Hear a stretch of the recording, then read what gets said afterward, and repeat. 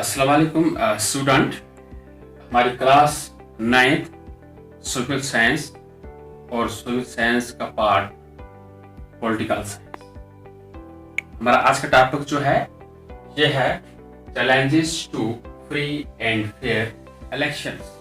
आज हमारा टॉपिक जो है ये है challenges to free and fair elections. इसमें हमें ये देखना है कि हमारा जो सिस्टम है इलेक्शन का, इस सिस्टम के अंदर ऐसी कौन सी ऑब्स्टेकल्स हैं, ऐसी कौन सी रुकावटें पैदा हो जाती हैं जिसकी वजह से हमारा इलेक्शन सिस्टम जो है ये हम फ्री और फेयर कनेक्ट नहीं कर सकते। ऐसे चैलेंजेस जो हैं हमने इसकी स्टडी करनी है, इसकी जानकारी हासिल करनी। तो सबसे पहले हम देखते हैं कि actually election in India basically free and fair.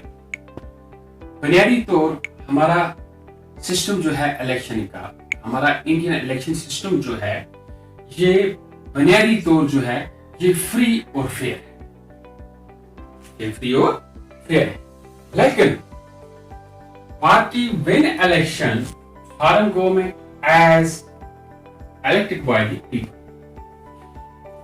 लेकिन ऐसे कैंडिडेट्स जो कामयाब करा दिए जाते हैं वो उनको लोग चुनते हैं, फिर वो सरकार बना लेते हैं on the basis of free and fair election. लेकिन few candidates are, this may not be true for every constituency। लेकिन हर एक कंस्टिट्यूंसी के लिए ये जरूरी नहीं है कि वो जो भी लीडर, जो भी कैंडिडेट्स जीत जाता है इलेक्शन के दौरान, क्या वो फ्री एंड फेयर इलेक्शन है। हर कंस्टिट्यूंसी में ऐसा नहीं होता। Few candidates may win election on the basis of money and powers and unfair means।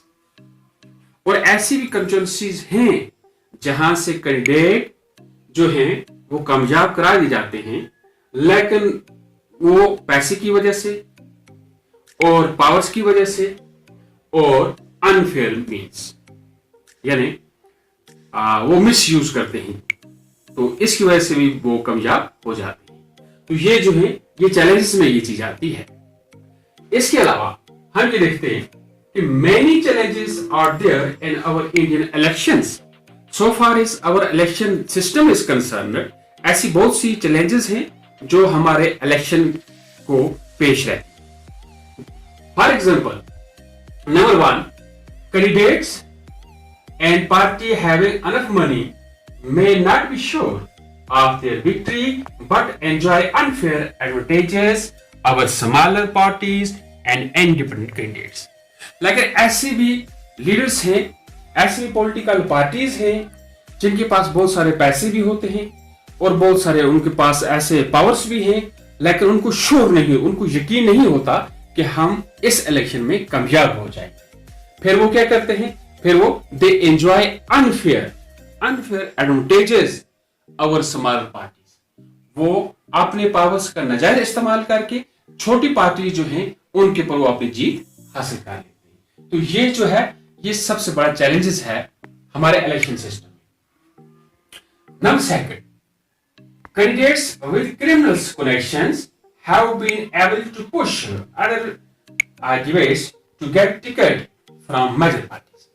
ऐसे भी कैंडिडेट्स हैं, ऐसी पॉलिटिकल पार्टीज हैं जिनका कनेक्शन जो है वो क्रिमिनल्स होता है, और वो कैंडिडेट्स जो हैं वो दूसरी जो डिजर्विंग पार्टीज जो होती हैं उनको पुश करते हैं और वो बड़ी पार्टी से टिकट हासिल कर लेते हैं, मैंडेट हासिल कर लेते हैं, और जो डिजर्विंग पार्टी जो होती है वो रह जाती है। ये भी एक चैलेंजेस है। और इसके अलावा third, some parties ticket are distributed to relatives और फैमिली लिएजन्स। और ऐसे ये भी एक चैलेंजेस है हमारे इलेक्शन सिस्टम में कि बहुत सी ऐसी पॉलिटिकल पार्टीज जो हैं वो जिस वक्त टिकट डिस्ट्रीब्यूट करती हैं अपनी पार्टी की तरफ से, अपनी पार्टी की तरफ से जो मैंडेट किसी लीडर को देती हैं, तो वो किसको देती हैं, अपने रिलेटिव्स को या फिर उनका फैमिली लिएजन जो होता है, फिर वो प्रायोरिटी बेस पर उनको वो टिकट डिस्ट्रीब्यूट करते हैं। ये भी एक चैलेंजेस है। इससे भी दूसरी जो पार्टी जो है, समाजवादी पार्टी जो है, कमजोर पार्टी जो होती है, छोटी पार्टी, वो रह जाती है। नेक्स्ट जो है, Samajwadi parties debates suffer huge disadvantages compare to bigger party. अब जो समाजवादी पार्टी जो होती हैं, इनके जो लीडर्स जो होते हैं, ये पब्लिक में जाते हैं, वहां डिबेट्स करते हैं, वहां अपना एजेंडा बताते हैं, लेकिन जो बिगर पार्टीज के लीडर्स जो होते हैं वो इनके डिबेट्स का नाजायज फायदा उठाते हैं, तो उससे भी वो जीत जाते हैं। ये समाजवादी पार्टी जो है ये रह जाती हैं। ये भी हमारे सिस्टम में एक चैलेंजेस है। नेक्स्ट में, these challenges not exist only in India but many other democracies nations। अब ऐसे ही चैलेंजेस जो हैं ये सिर्फ हमारे मुल्क हिंदुस्तान में ही एग्जिस्ट नहीं करते, बल्कि और बहुत सी दूसरी ऐसी जमहूरियत कौमें जो हैं उनमें भी ऐसे चैलेंजेस जो हैं ये हैं। तो some social activists and organizations want to reform our electoral system। In challenges को देखकर हमारी सोसाइटी के अंदर बहुत से ऐसे सोशल एक्टिविस्ट हैं, बहुत सी ऐसी ऑर्गेनाइजेशंस हैं, बहुत सी ऐसी एजेंसीज हैं जो ये चाहती हैं कि हम अपने इलेक्शन सिस्टम को इसमें रिफॉर्म लाएं, इसमें हम कुछ ऐसी तब्दीली लाएं ताकि ये जो चैलेंजेस जो पेश हैं इनसे हमारा इलेक्शन सिस्टम जो है ये बिल्कुल पाक और साफ होना चाहिए, ताकि हमारा इलेक्शन जो है ये बिल्कुल फ्री एंड फेयर कंटेस्ट होना चाहिए। तो बेटा, this is all about the challenges to free and fair election system of our Indian system. Thank you.